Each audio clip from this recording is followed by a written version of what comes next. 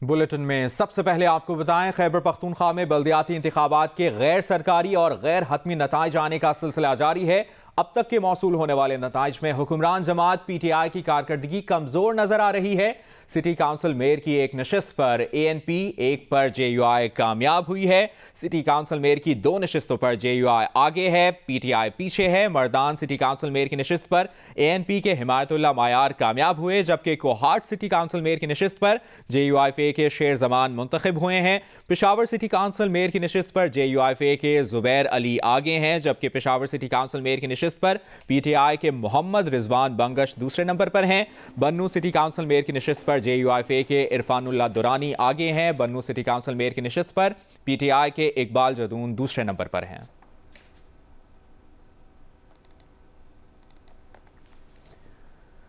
Kohat city council का गैर सरकारी नतीजा, JUI के शेर जमान 34,434 वोट लेकर मेयर कोहाट सिटी काउंसिल मुंतखब हो गए हैं। आजाद उम्मीदवार शफीउल्लाह जान 25,793 वोट लेकर दूसरे नंबर पर हैं।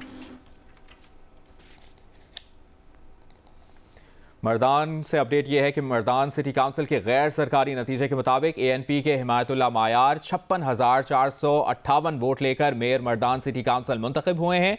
JUI के अमानत शाह हक्कानी 49,938 वोट लेकर दूसरे नंबर पर रहे।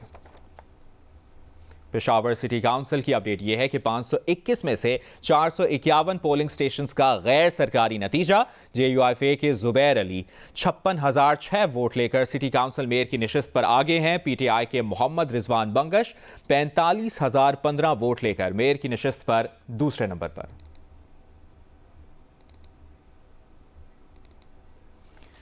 खैबर पख्तूनख्वा के बल्दियाती इंतखाबात के नताइज आने का सिलसिला जारी है। अब तक किस जमात को बरतरी हासिल है, मजीद नताइज कब तक आएंगे, जानते हैं। पेशावर से जियो न्यूज़ की नुमाइंदा नादिया सुबूही ने हमें ज्वाइन किया है। नादिया, कितने नताइज आ चुके हैं और कितने आना बाकी हैं? जी बिल्कुल, इंतखाबी नताइज जो हैं वो आ रहे हैं, ताहम अभी उनमें तकरीबन 40% ऐसे नताइज हैं जिनका आना भी बाकी है।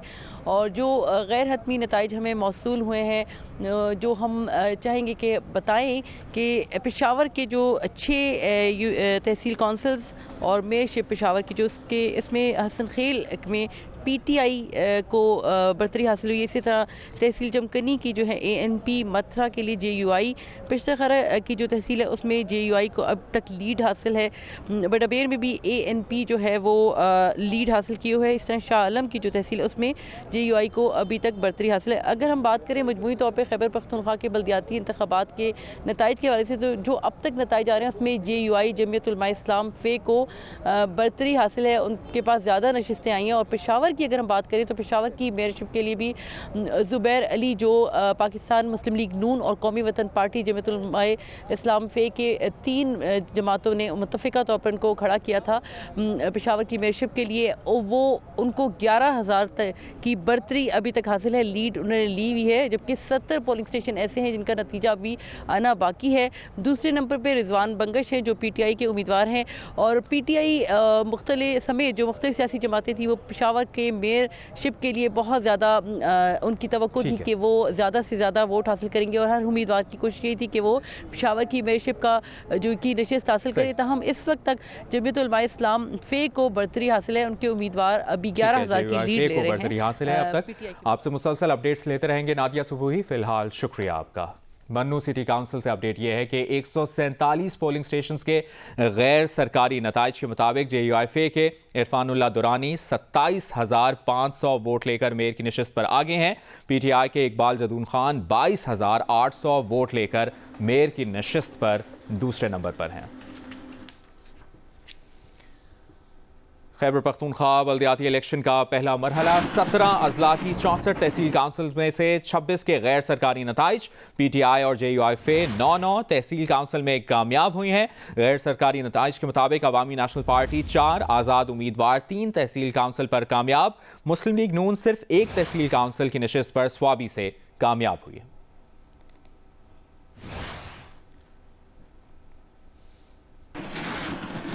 मोहम्मद के बल्दियाती इलेक्शन में सास और बहू की इंतखाबी दंगल में शिरकत मौजूए बहस बनी रही। नताइज में बहू हार गई, जबकि सास को टफ टाइम का सामना है। सास का अपनी मुखालिफ उम्मीदवार से मुकाबला बराबर, अब फैसला टॉस पर होगा। लोअर मोहम्मद में सास और बहू के इंतखाबी दंगल की दिलचस्प सूरत हाल अब भी बरकरार है। गैर सरकारी और गैर हतमी नताइज में बहू राबिया बीबी को शिकस्त हो गई, जबकि सास को उसकी मुखालिफ जमात इस्लामी की उम्मीदवार ने टफ टाइम दे रखा है। सास दुनिया बीबी ने खवातीन नशिस्त के लिए 402 वोट लिए, जबकि मुखालिफ उम्मीदवार ने भी 402 वोट लिए, जिसके बाद रीकाउंटिंग कराई गई, लेकिन नताइज फिर भी वही रहे। अब फैसला टॉस पर किया जाएगा।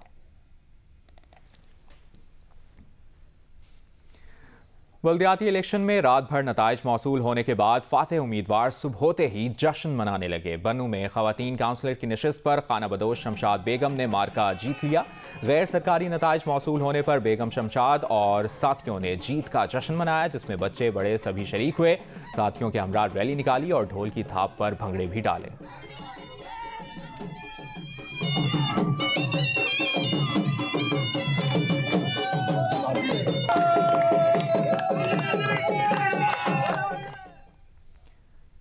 डेरा इस्माइल खान में बल्दियाती इंतखाबात में कामयाब उम्मीदवारों के दफातर पर जश्न का समा है। मजीद बता रहे हैं जियो न्यूज के नुमाइंदे सईदुल्लाह मरवत। गुज़श्ता रोज़ बल्दियाती दंगल के खात्मे के बाद अब नताइज आ रहे हैं। जहां पे कामयाबियों की नवीद आई है तो वहां पे जश्न मनाया जा रहा है, ढोल शादियाने बज रहे हैं, कहीं धमाले डाली जा रही हैं। इस वक्त हम डेरा इस्माइल खान का एक खानवादा मियाँ खेल ख़ानदान, जो कि 1997 में मुकम्मल तौर पर सियासत में इन था, उसके बाद उनके लिए थोड़ी सी मुश्किलात बनी, मगर जो गुज़श्ता रोज़ था एक तरह से सियासी रिवाइवल कहा जा रहा है कि मियाँ खेल खानवादे का ये रिवाइवल है। यहाँ से दो उम्मीदवार जो है वो आगे हैं और वो ये समझते हैं कि इन नताइज के हिसाब से उनकी कामयाबी यकीनी हो रही है। वफाकी वज़ीर इत्तलात फवाद चौधरी ने कहा है कि खैबर पख्तूनख्वा के इंतखाबात दो हवालों से अहम हैं। पहली बार बराह रास्त तहसील की सतह पर वोट से मुंतखब नुमाइंदों को इख्तियारात मुंतकिल हो रहे हैं। मजबूत मकामी हुकूमत का वादा सिर्फ इमरान खान ने पूरा किया। दूसरा ये कि पहली बार हुकूमत ने शफाफ और गैर जानिबदाराना इंतखाबात करवाए। एक बयान में फवाद चौधरी का कहना था कि सिर्फ इमरान खान अपने सियासी मफादात को पसे पुश डालकर मुल्क और लोगों के लिए सोचते हैं।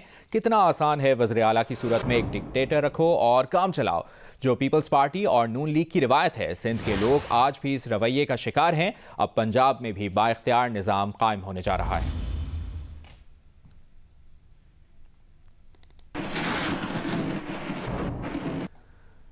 वफाकी वजीर शिबली फराज का कहना है कि बल्दियाती इंतखाबात PTI इसलिए हारी क्योंकि PTI का मुकाबला PTI से था। इस वक्त महंगाई की वजह से आवाम को काफ़ी मुश्किलात का सामना करना पड़ रहा है।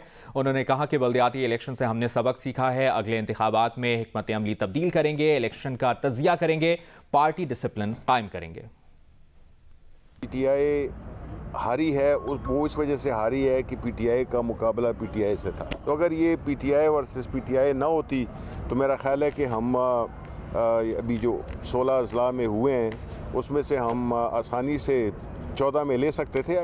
काफ़ी मुश्किलात हैं इस वक्त। ज़ाहिर है कि आवाम को कुछ शिकायतें थीं महंगाई के सिलसिले में। अपोजिशन कल का पड़ा हुआ अखबार है ना, उनके पास कोई मुतवाले प्रोग्राम है। इससे हमने कुछ सबक भी सीखे हैं। इस जो इलेक्शन 16 में जो बकिया इलेक्शंस होंगे खैबर पख्तूनख्वा में, ज़ाहिर है हमारी हिकमत अमली भी तब्दील होगी। हम अपने इसका जो एनालिसिस करेंगे, अपना जो इस इलेक्शन का एनालिसिस, वो उसमें एक बात ये तो तय है कि जो पार्टी डिसिप्लिन है उसको हर सूरत में बरकरार रखना है।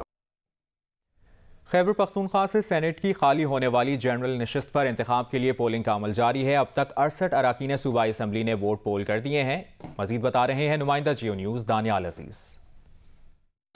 जिस वक्त मैं खैबर पख्तूनख्वा असम्बली में मौजूद हूँ, असम्बली के सेनेट के खाली नशिस्त पर इस वक्त पोलिंग का अमल जारी है। 145 वोट में से 68 वोट अब तक पोल हो चुके हैं। अगर आपको मैं बताऊँ तो पाकिस्तानी तहरीक इंसाफ के शौकत तरीन, पीपल्स पार्टी के मोहम्मद सईद और JUI के ज़ाहिर शाह, जबकि अवामी नेशनल पार्टी के अमीरज़ादा इलेक्शन के लिए खड़े हैं, उम्मीदवार है सेनेट के जो खाली नशिस्त है उसके लिए। अराकीनी असम्बली बारी बारी आ रहे हैं। में अरकान जो है वो चूँकि यहाँ तहरीक इंसाफ की हुकूमत है तो उनका है, और 50% वोट जो जिसको मिलेगा तो बर्तरी उसको हासिल होगी। एनसीओसी ने बूस्टर डोज के लिए उम्र की हद में कमी करने का फैसला किया है। 30 साल से ज्यादा के अफराद बूस्टर डोज लगवाने के अहल होंगे। एनसीओसी का बताना है कि बूस्टर डोज 1 जनवरी साल 2022 से लगवाई जा सकेगी। साथ ही साथ ये भी कहा गया है कि बूस्टर डोज के लिए पसंद की वैक्सीन लगवाई जा सकेगी।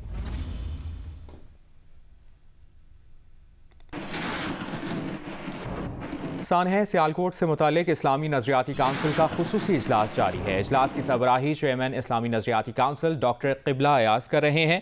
इजलास में सानह सियालकोट के असबाब व अवामिल, रियासत व आवाम की जिम्मेदारियों पर गौर किया जाएगा। इजलास में तशद्दुद के बढ़ते हुए वाक़यात के खात्मे की तजावीज़ पर गौर किया जाएगा। इजलास में नफ्सियात, समाजियात और कानून के माहिरीन के अलावा पुलिस अफसरान भी शरीक हैं। इजलास से मुतालिक चेयरमैन इस्लामी नजरियाती काउंसिल क़िबला अयाज शाम 6 बजे मीडिया ब्रीफिंग देंगे।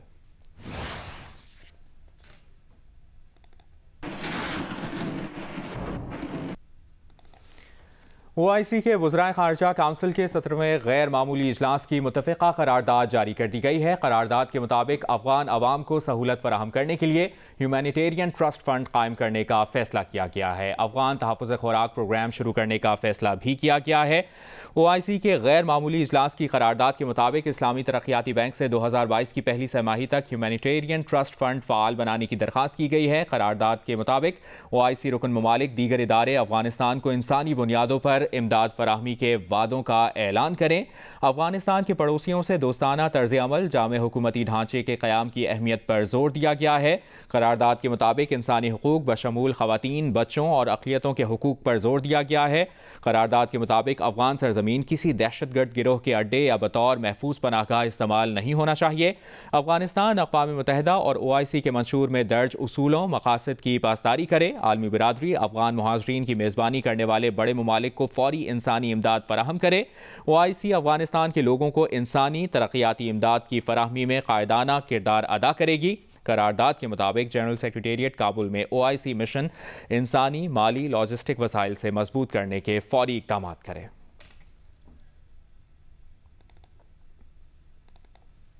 मुस्लिम लीग नून के सदर शहबाज शरीफ ने नैब अदालत में मीडिया से गुफ्तगू करते हुए कहा कि अफगानिस्तान का मामला बड़ा गंभीर है। अफगान लोगों को रोटी और दवा के लाले पड़ गए हैं। लोग बेरोजगार हो चुके हैं। शहबाज शरीफ का कहना है कि अफगानिस्तान के अवाम की इमदाद का मामला बड़ा संगीन है। आलमी इस्लाम समेत पूरी दुनिया का फर्ज बनता है कि अफगान अवाम की मदद करे। जितनी अफगान अवाम को मदद की अब जरूरत है, शायद ही पहले कभी नहीं हुई। अफगानिस्तान का जो मामला है बड़ा गंभीर है। वहाँ पर लोगों को एक वक्त की रोटी के लाले पड़ गए हैं, दवाई नहीं है, वहाँ पर खुराक नहीं है, वहाँ पर लोगों को बेरोज़गार हो चुके हैं। तो अफगानिस्तान के अवाम की इमदाद जो मामला है वो बड़ा संगीन है और न सिर्फ आलम इस्लाम बल्कि पूरी दुनिया का ये फ़र्ज़ बनता है कि वो अफ़गान अवाम की इस वक्त मदद करें, क्योंकि वो इस वक्त जितनी मदद के वो इस वक्त मुस्तहिक हैं शायद पहले कभी नहीं थे।